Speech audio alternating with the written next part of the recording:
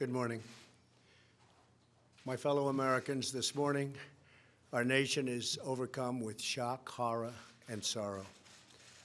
This weekend, more than 80 people were killed or wounded in two evil attacks. On Saturday morning in El Paso, Texas, a wicked man went to a Walmart store where families were shopping with their loved ones. He shot and murdered 20 people and injured 26 others, including precious little children.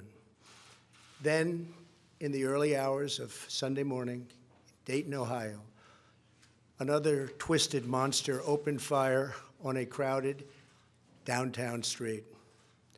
He murdered 9 people, including his own sister, and injured 27 others. The First Lady and I join all Americans in praying and grieving for the victims, their families, and the survivors. We will stand by their side forever. We will never forget. These barbaric slaughters are an assault upon our communities, an attack upon our nation, and a crime against all of humanity. We are outraged and sickened by this monstrous evil, the cruelty, the hatred, the malice, the bloodshed, and the terror. Our hearts are shattered for every family whose parents, children, husbands, and wives were ripped from their arms and their lives. America weeps for the fallen. We are a loving nation, and our children are entitled to grow up in a just, peaceful, and loving society. Together, we lock arms to shoulder the grief. We ask God in heaven to ease the anguish of those who suffer, and we vow to act with urgent resolve. I want to thank the many law enforcement personnel who responded to these atrocities with the extraordinary grace and courage of American heroes.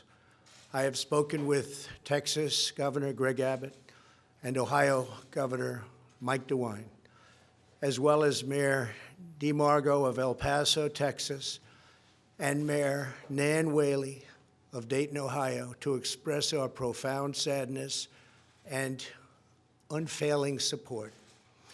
Today, we also send the condolences of our nation to President Obrador of Mexico and all the people of Mexico for the loss of their citizens in the El Paso shooting.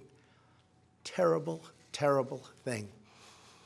I have also been in close contact with Attorney General Barr and FBI Director Wray.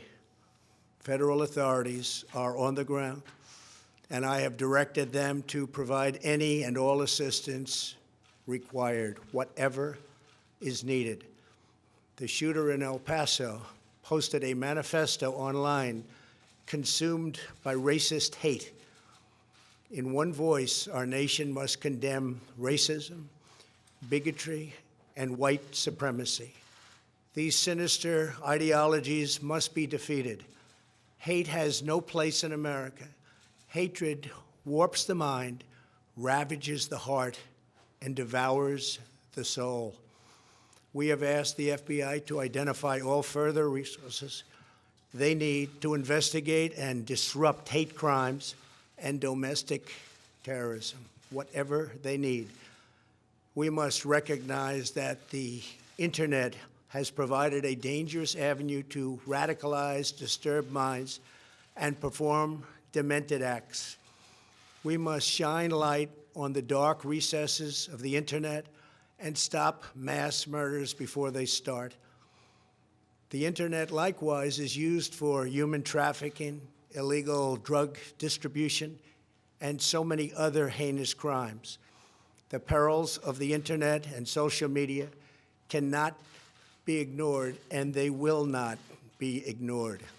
In the 2 decades since Columbine, our nation has watched with rising horror and dread as one mass shooting has followed another, over and over again, decade after decade.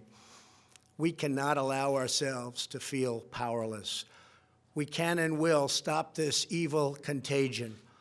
In that task, we must honor the sacred memory of those we have lost by acting as one people.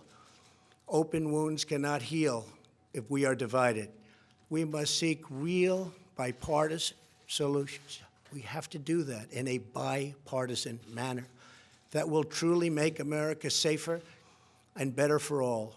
First, we must do a better job of identifying and acting on early warning signs. I am directing the Department of Justice to work in partnership with local, state, and federal agencies, as well as social media companies, to develop tools that can detect mass shooters before they strike. As an example, the monster in the Parkland High School in Florida had many red flags against him, and yet nobody took decisive action. Nobody did anything. Why not? Second, we must stop the glorification of violence in our society. This includes the gruesome and grisly video games that are now commonplace. It is too easy today for troubled youth to surround themselves with a culture that celebrates violence. We must stop or substantially reduce this, and it has to begin immediately. Cultural change is hard, but each of us can choose to build a culture that celebrates the inherent worth and dignity of every human life. That's what we have to do. Third, we must reform our mental health laws to better identify mentally disturbed individuals who may commit acts of violence and make sure those people not only get treatment, but when necessary, involuntary confinement. Mental illness and hatred pulls the trigger, not the gun. Fourth, we must make sure that those judged to pose a grave risk to public safety do not have access to firearms, and that if they do, those firearms can be taken through rapid due process. That is why I have called for red flag laws, also known as extreme risk protection orders. Today, I'm also directing the Department of Justice to propose legislation ensuring that those who commit hate crimes and mass murders face the death penalty, and that this capital punishment be delivered quickly, decisively, and without years of needless delay. These are just a few of the areas of cooperation that we can pursue. I am open and ready to listen and discuss all ideas that will actually work and make a very big difference. Republicans and Democrats have proven that we can join together in a bipartisan fashion to address this plague. Last year, we enacted the Stop School Violence and Fix NICS Acts into law, providing grants to improve school safety and strengthening critical background checks for firearm purchases. At my direction, the Department of Justice banned bump stocks. Last year, we prosecuted a record number of firearms offenses. But there is so much more that we have to do. Now is the time to set destructive partisanship aside, so destructive, and find the courage to answer hatred with unity, devotion, and love. Our future is in our control. America will rise to the challenge.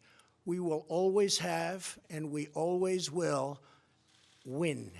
The choice is ours, and ours alone. It is not up to mentally ill monsters. It is up to us.